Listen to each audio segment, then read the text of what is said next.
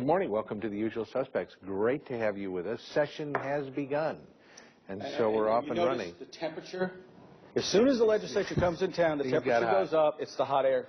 Yep, it must be. Even the humidity went up this year. Steve Vancore, Bob McClure from the James Madison Institute. Nice to have you back, sir. You guys have expanded. We have. We've expanded a great deal. We've opened an office in Naples. We're just announced an opening of an office in Orlando. So we're growing. If we find that Bob likes beaches and Disney World, then we know why they're expanding in those regions. Yeah, there's a reason for that. Yeah. I mean, why not? No, really, that's pretty cool, though. I mean, all the years you've been here, all the years that James Madison has established itself in the lexicon of all these discussions, I guess it was time for you guys to spread that word. Mm-hmm. Well, I mean, we all know, those of us who live here understand Tallahassee's not the entire state of Florida by any stretch, living 12 miles from the Georgia line. So we felt it was important to get to Naples, to get to Orlando, and that, allows us to reach the rest of the state.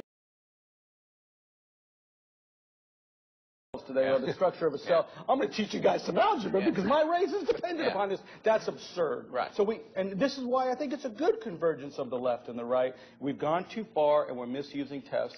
Go back. Listen, I'm completely with you. We need to hold people accountable. We need to have tough standards in our schools. We have to have uniforms in our schools to some degree, and that's through testing. I think everybody at this point agrees too far, too fast, and to some degree misusing those tests. Yeah. Oh, perfect wrap.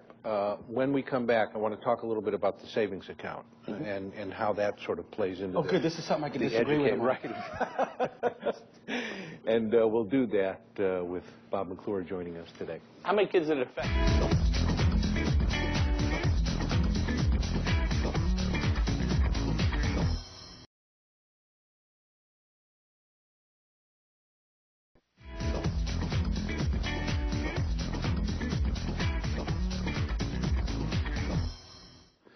We're back. Bob McClure joining us this weekend, and we're glad you are as well.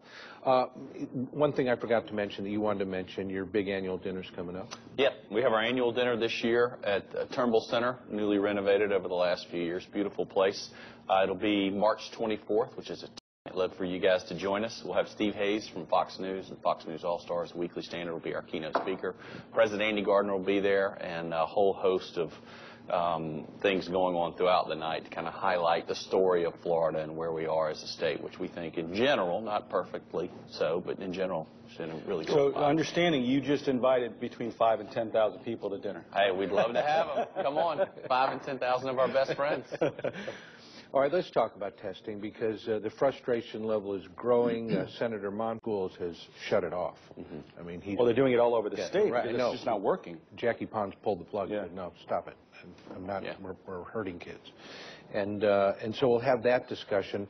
And I want to touch, and maybe we'll do this at the end of the show on the gender bill, which I think is the most homophobic thing to come out of a committee in a long time. It's also anti-business. It's telling a business you got to monitor who's using your bathrooms. Yeah, I mean, from that standpoint, it is a really interesting bill. It seems, while it's socially awkward, it has some absolute business ramifications.